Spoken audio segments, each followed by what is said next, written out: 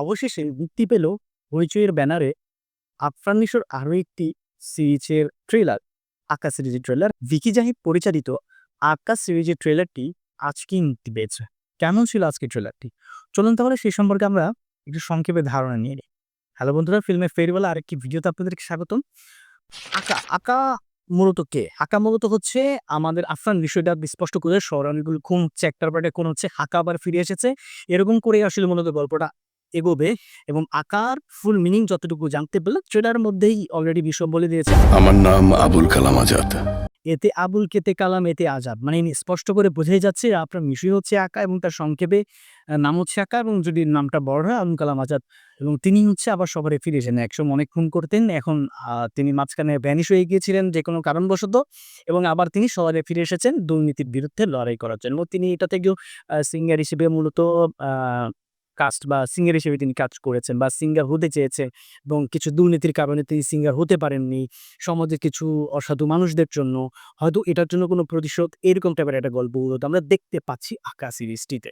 প্রথমে যদি ট্রেলার সম্পর্কে বলতে চাই তাহলে প্রথমে বলতে হবে trailer is not good because of আপনি একটা ট্রেলার থেকে কি দেখতে চান?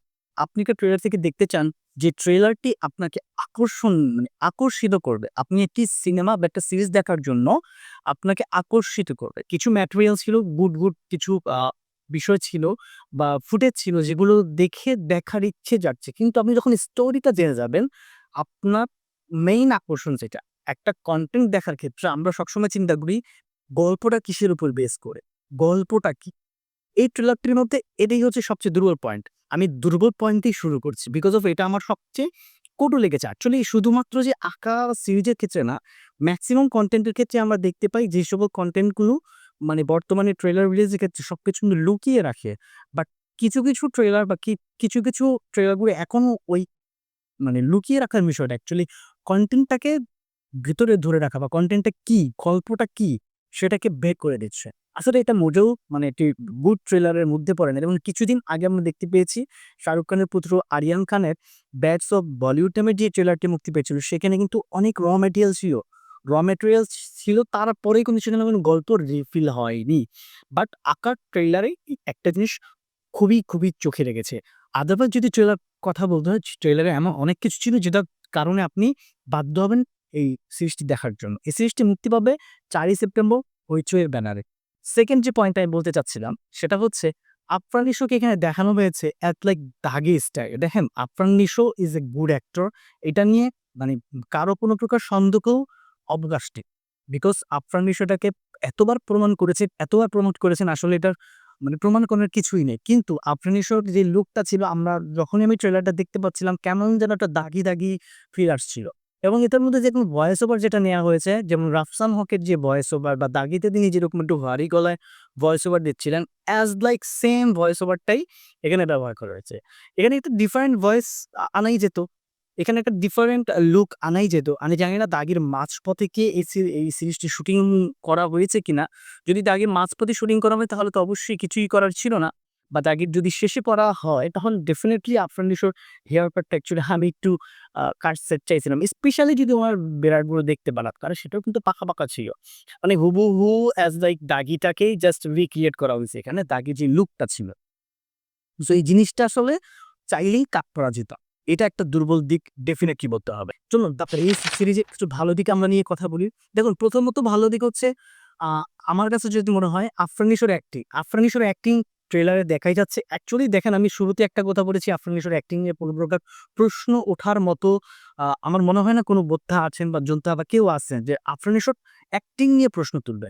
সো এটা definitely good choice. Afran Nisho এমন একটা ক্যারেক্টার ডিজার্ভ করেন বা এরকম একটা ক্যারেক্টারের জন্য Afran Nisho is good choice. পাশাপাশি ভিকি জায়েদকে আরেকটা থ্যাঙ্কস দিতে হবে। এখানে তিনি গতানুগতিক ধারায় মেহেজাবিন বা বর্তমান সময়ের যে সকল আমরা ফিমেল অ্যাক্টর দেখি বা শক্তিমান ফিমেল অ্যাক্টর দেখি, তাদেরকে বাদ দিয়ে তিনি নাবিলাকে চুজ করেছেন। বিকজ অফ আমি জানি না কেন তাকে নেওয়াটা আমার কাছে মনে হচ্ছে এই সিরিজটির পূর্ণতা বিকজ অফ ট্রেলারে যতটুকু তাকে ঝলক দেখানো হয়েছে, আ ২-১ টা সিন আমি দে দে আমরা যদি বলি যে দাবিলার একটা সিন ছিল যে তাকে টেনে নিয়ে যাওয়া হচ্ছে। So that was actually very good.